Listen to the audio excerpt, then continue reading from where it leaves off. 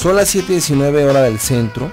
Estamos en vivo, más de 1040 AM Radio Mujer, el de la voz Oscar Orlando Peñaguayo. El tema de hoy es sexualidad en personas con discapacidad. Está conmigo la doctora Silvia Porra Rangel y la doctora Guadalupe Luna Romero, ambas por el Centro de Rehabilitación Integral Señora Olivia Miramontes Aguirre del DIF Jalisco. Hemos platicado en el segmento anterior que necesitamos reflexionar sobre cuál es el tipo de discapacidad, si es visual, auditiva, musculoesquelética o intelectual, y darnos cuenta si esta discapacidad es de que nacen o se adquiere durante el trayecto de la vida. Hablábamos sobre uno de los puntos más importantes en torno a el desarrollo de la sexualidad en personas con discapacidad, que uno de los actores más importantes es la cultura y o los mitos o tabúes, que en un momento determinado, ahorita la pregunta que haríamos directamente para la doctora Silvia y para la doctora Guadalupe, en un momento determinado con la adecuada asesoría podemos reconstruir la vida sexual de las personas con discapacidad. Entonces, ¿se puede, doctora Guadalupe, doctora Silvia, reconstruir la vida sexual de las personas con discapacidad llevando de la mano esta asesoría educativa sexual? Sí, claro que sí. ¿Es difícil? Sí, es difícil porque el paciente tiene prioridades diferentes. El paciente, hasta que no se acepta como es, discapacitado visual, intelectual, auditivo o musculoesquelético, ya inicia el proceso de desarrollar su vida normal. Sí. Y dentro de la vida normal de los sujetos es el disfrute de la sexualidad. Entonces sí es importante esperarnos a la etapa de aceptación del paciente para entonces iniciar esa asesoría. Realmente se recordarán que el órgano erótico por excelencia es el cerebro. ¿Es correcto? Entonces, las personas, por ejemplo, con discapacidad intelectual, la sexualidad también se desarrolla, porque luego la gente cree que porque el niño es Down, es un niño que va a pensar siempre como bebé. Sí. O si es un niño con parálisis cerebral infantil que no es de custodia y que no tiene trastorno intelectual, es un adulto. Es un mielomeningocele, es un adulto con las necesidades sexuales de cualquier persona. Sí. La asesoría va en el enfoque de otras alternativas o variantes sexuales. Bien. Por ejemplo, el disfrute de la piel, que también es un órgano importante que tenemos en el cuerpo, sí, que podemos ayudarlo a eso. El disfrute de los orificios del cuerpo, por ejemplo, que también están llenos de inervación sensitiva que me puede ayudar. ¿Cómo qué orificios? Como los oídos, la boca, el ano, los pliegues cutáneos del cuerpo, las rodillas. Si usted, por ejemplo, si usted le hablan al oído así susurrándole, va a ver usted que hace una serie de movimientos, porque sí, es algo que está sensitivamente más inervado. Bien. Doctora Guadalupe, ¿algo que quiera agregar al comentario de la doctora Silvia? Bueno, que sí es importante aquí orientarlos y ver cuáles otras alternativas hay y que no es el único, el nivel genital, el que nos puede apoyar para nosotros tener una satisfacción a nivel sexual. Ajá. Sino que tenemos 5 órganos de los sentidos, los cuales son todos igual de importantes y nos favorecen para tener una satisfacción sexual, como es el olfato, el gusto también, y el oído, la piel, que es un órgano extenso que tenemos y el que nos permite poder tener mucha satisfacción sexual, y que esas son las alternativas que le podemos ofrecer a alguien que ha tenido alteración en su movimiento de piernas, de que no se puede desplazar, que usa silla de ruedas, que es una persona con limitación en sus movimientos. Eso le podemos apoyar mucho. Bien, doctora Silvia, quisiera retomar la parte esta de los niños con síndrome de Down.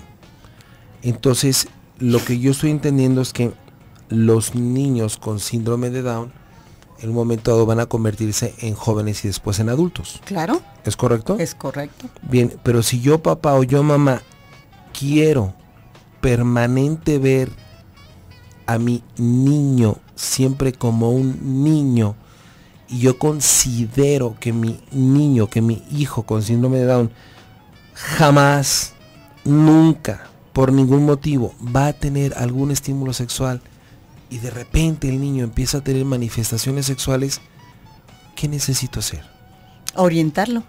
tiene que educarlo y orientarlo, porque estos niños son mucho víctimas de abuso sexual, porque realmente no hay un estricto yo, no hay una represión. Ellos se dejan llevar mucho por impulsos. Sí. Y entonces esto puede hacer, uno le tiene que enseñar, por ejemplo, cuáles son las caricias que pueden estar permitidas. Yo he visto, hay personas, incluso hay una asociación en México en donde permiten que se casen las personas con discapacidad intelectual. Sí. Simplemente hay un supervisor o un tutor orientando, tratando de establecer una relación. Sí. El problema es cuando yo tengo a mi hijo como niño con parálisis cerebral infantil y quiero que sea bebé todo el tiempo, ¿no? Él va a desarrollarse como todos los adultos que somos. ¿Y cómo le hago yo como papá o mamá para aceptar y comprender que mi hijo también parte de su desarrollo de su vida, independientemente de su estado, va a desarrollar la parte sexual? ¿Cómo le hago para el papá y la mamá? Primero tengo que aceptar que el niño es una persona con discapacidad. Sí. Desde ahí tiene que partir todo. Sí. Y tengo que aceptar que ese niño, el mito es que, ay no, trátalo como bebé porque va a ser bebé el resto de la vida. Usted lo ha oído alguna vez. Sí. No, es un joven con Down que a lo mejor quiere acercarse a alguien, quiere una caricia, la necesita. Todos necesitamos Sí. alguien que nos apoye, que nos quiera, que nos estimule. Ellos también. Bien. Necesito primero aceptar la situación real de mi hijo. Y si yo no acepto que mi hijo es un adolescente o es un adulto con las necesidades de adolescentes y de adultos, pues nunca voy a hacerlo. Nosotros tenemos una escuela para padres. En las escuelas para padres que manejamos, se manejan los diferentes aspectos de los niños. ¿Qué pasa con la adolescencia? La rebeldía del adolescente, imagínese en una persona con discapacidad. Se va a confrontar más. Si la adolescencia en los convencionales, que no sabemos ni siquiera cuál es la normalidad, en los convencionales es una bomba de tiempo, imagínese en alguien con discapacidad. Esto va a transformar todas las teorías. Entonces hay que educar a los padres a ese proceso. Así como hay escuelas para padres de niños de la adolescencia, etcétera, hay que enseñarle al niño a ser respetuoso, o al adolescente a ser respetuoso con sus sentimientos, pero también a que los demás respeten sus sentimientos. No sé si ha fijado, hay muchas personas que cuando ven a un niño con Down se le acercan y lo están masajeando, acariciando. Eso yo creo que si fuera un niño, entre paréntesis, convencional, no lo harían. Entonces esto es importante. ¿Qué tanto el respeto estoy haciendo con los demás? Pero sí necesito primero aceptar que mi niño no es un niño por el resto de la vida del sujeto. Bien, doctora Guadalupe, ¿algo que quiera agregar? Bueno, aquí es importante la escuela para padres, el orientar a los papás cuando tienen un niño y que sabemos que va a pasar a ser adolescente y adulto, pues que empecemos a orientar a los papás desde cuando va a llegar por ejemplo en las jovencitas, su menarquia o su primera menstruación, cuando empiezan a tener sus pues las sensaciones, o por ejemplo los niños con discapacidad intelectual que llegan a ser adolescentes, bueno, pues también ellos tienen sentimientos y van a tener las mismas sensaciones cuando alguien los toque, cuando alguien les hable bonito, que uno como ser convencional, como dice la doctora Porras. Entonces aquí es importante orientar a los papás para que los prepare, para que cuando ya estén en esa etapa sepan ellos cómo responder a esas actitudes y no vaya a sorprenderlos algún abuso, que entonces sí, ¿qué pasa con una chica que fue abusada sexualmente porque es una persona con discapacidad intelectual? Pues va a tener un bebé igual y tenemos que preparar, ya de hecho nos ha tocado recibir bebés de niñas con discapacidad intelectual, que ahí entonces son aspectos que tenemos que apoyar mucho al papá y a la chica para poder sobrellevar a ese bebé. Perfecto. Gracias, ¿sí? Amigos y amigas, vamos a ir a un siguiente corte comercial. Regresamos con las siguientes preguntas para la doctora Silvia y la doctora Guadalupe. La pregunta es la siguiente. ¿Qué sugerencias hacer para quien nos escucha ahorita en vivo de todo color? Si mi hijo o mi hija tiene tal discapacidad, ¿qué alternativas puedo tener? Si mi hijo o mi hija tiene tal situación, ¿qué alternativas puedo tener? Para poder aterrizar, si es posible, hoy mismo un punto de avance. 7:29, estamos en Más de Uno.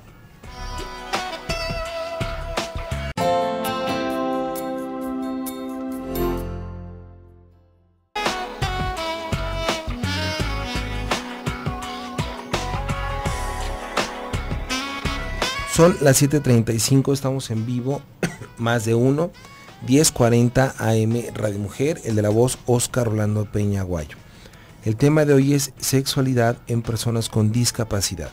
Se encuentra conmigo la doctora Silvia Porra Rangel y la doctora Guadalupe Luna Romero, ambas por el Centro de Rehabilitación Integral Señora Olivia Miramontes Aguirre del DIF Jalisco. En el siguiente segmento, con mucho gusto, amigos y amigas, vamos a dar teléfono de contacto con ellas dos para cualquier persona que lo necesite. Mi pregunta antes de irnos al corte anterior era, si yo como papá o mamá me doy cuenta que en mis brazos está una persona con discapacidad visual o auditiva o musculoesquelética o intelectual, y que de repente me sorprendo yo como papá y mamá por algunas manifestaciones sexuales de mi hijo, de mi hija, y que incluso estas manifestaciones sexuales puede ser que ya me toque el busto, o que toque el pene de papá, o que toque el pene de los amigos, etcétera, etcétera. ¿Qué necesito hacer? ¿Cómo necesito reaccionar? Y cómo pudiera canalizar esa parte sexual manifiesta de mi hijo o de mi hija. Mire, depende del tipo de discapacidad, como decía la doctora Luna, que tiene. Por ejemplo, si yo tengo una discapacidad visual, pues mi órgano que va a hacer que conozca a los demás es mi tacto. Sí. Entonces, si así como entre los convencionales nos miramos a los ojos, a lo mejor la discapacidad visual me permite que me toque. Sí. Yo puedo saber si estoy con alguien a través del tacto en una discapacidad visual. A lo mejor una discapacidad auditiva, el lenguaje de señas puede ser lo que me comunica. Esos a lo mejor son los que menos problemas tienen, porque en realidad el resto de los órganos están funcionando. Sí. Pero por ejemplo hay gente que las exclamaciones del orgasmo, eso pueden ser útil para el otro para sufrir excitación, y a lo mejor esa persona tiene dificultad para decir te amo. Sí. ¿Sí? Esa es una segunda discapacidad. La discapacidad intelectual, por ejemplo, ellos son unas personas muy abiertas en el sentido de los sentimientos y de los impulsos, no tanto de la sexualidad. Entonces, si yo soy una persona con discapacidad visual y quiero conocer a mi mamá, a lo mejor le toco la cabeza, a lo mejor le toco los senos. Y si quiero conocer cómo es mi papá, a lo mejor le toco el tronco y le toco el pene. Estoy conociendo a mis papás, sí, porque el sentido de la vista no lo tengo. Sí. Si yo soy una persona con discapacidad intelectual... Doctora, perdón que te interrumpa. Papá, mamá, que de repente el niño y la niña en esta situación de conocimiento, de exploración del otro, ¿cómo reaccionar papá y mamá si de repente se encuentran sorprendidos por este tocamiento? Tienen que explicarles, mira, las niñas o las mamás tenemos senos, okay, tenemos diferentes, el papá tiene diferente, o sea, uno lo hace con un hijo convencional, entonces sí, esto lo tiene que hacer con una persona con discapacidad. Okay. Si estoy hablando de una discapacidad intelectual, también esto sería importante. Aquí sí tengo que poner como señales rojas y verdes. O sea, si yo estoy ante un extraño, yo lo rojo no me lo toca un extraño. Okay. Lo rojo me lo toca mi amigo, mi pareja, ¿sí? Sí. Y entonces yo ahí ya estoy evitando el abuso. Pero por ejemplo, si yo soy pareja de una esquizofrénica o de un esquizofrénico o de una persona con Alzheimer, allí también es complicado. Porque ¿cómo entro a la alucinación del otro? Sí. Para poder decir, estoy aquí acompañándote. Sí. Entonces, si es una discapacidad neuromusculoesquelética, por ejemplo, si es lesionado medular es más difícil, porque el problema es que en la cultura occidental la penetración o el coito es lo que permite, pero en las mujeres no. Las mujeres son menos coitales que los varones, usted sí lo sabe, pues es sexólogo. Y entonces esto implica que tienen más posibilidades de adaptarse a otra alternativa sexual. Y también hay que hablar a la pareja. ¿Qué alternativas sexuales han contemplado ellos? Porque a veces uno cree que es el experto. Yo tenía un paciente que era un lesionado medular y tenía una sonda de Foley.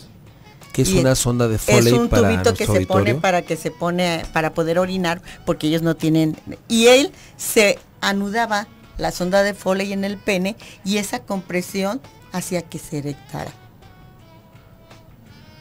Y entonces él se las ingeniaba. Él Solito. Él solo lo pudo hacer. ¿Sí me explico? Sí. Entonces, esta es una alternativa que él contempló.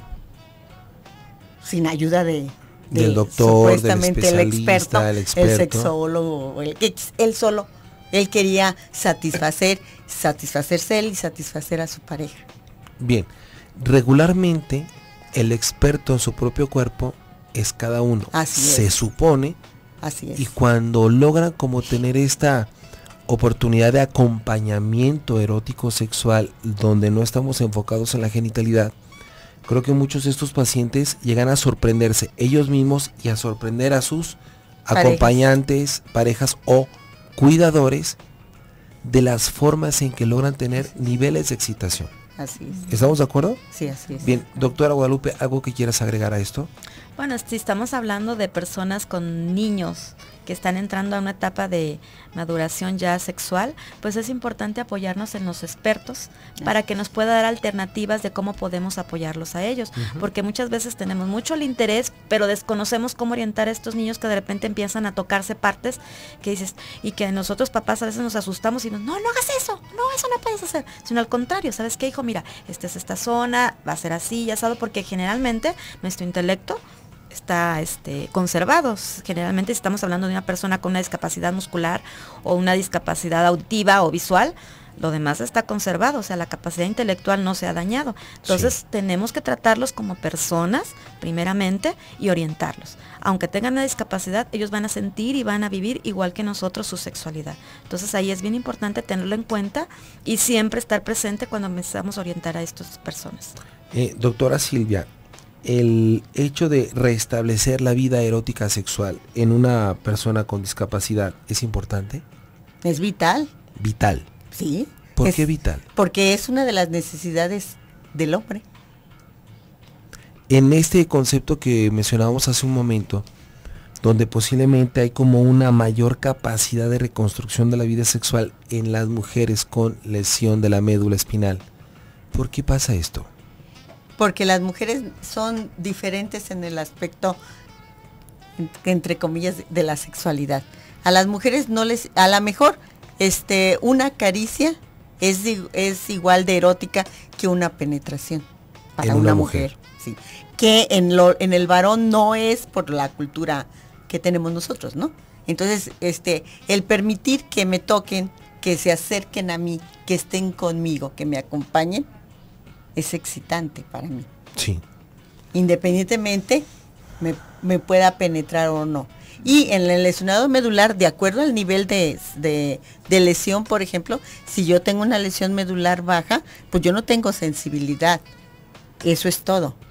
En el área genital o en el área en donde se me afectó la lesión medular. Pero el resto de mi cuerpo responde a las caricias, a la respuesta erótica.